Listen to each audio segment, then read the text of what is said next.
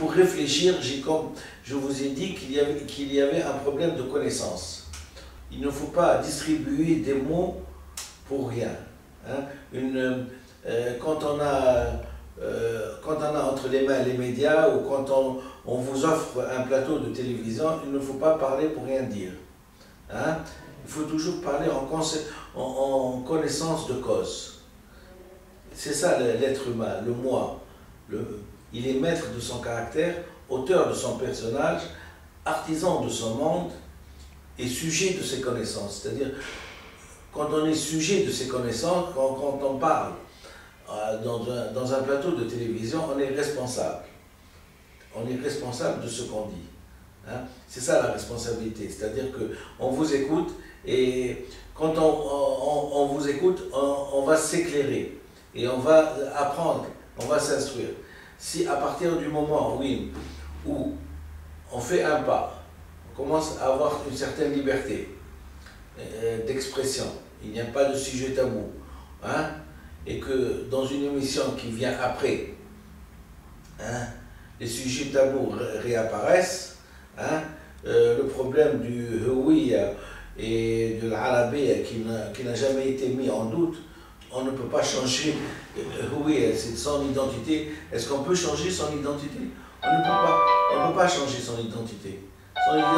Son identité, qu'on parte à New York, qu'on parte au Japon, qu'on parte au truc, hein, on ne peut pas la changer.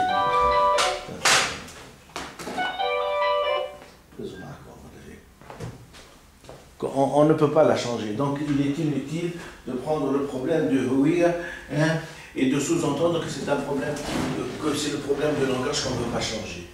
Donc le Houïa c'est une chose et le langage c'est une autre. Hein. Il ne faut pas confondre les deux, c'est un signe de débilité. C'est un signe de débilité, c'est-à-dire c'est un signe d'insuffisance de l'intelligence. La révolution a amené l'intelligence, la clairvoyance, la rationalité. Hein. La révolution a amené une nouvelle page. Le problème que je vais citer, je cite bien sûr certains auteurs célèbres de la littérature française, certains philosophes de la littérature française, et je vais citer cette fois-ci Gaddafi.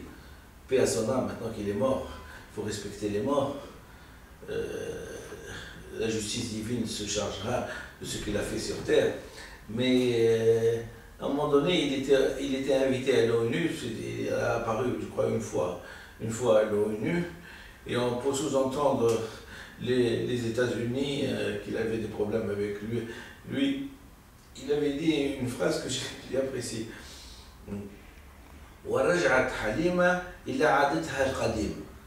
Donc nous sommes en train de voir, hein,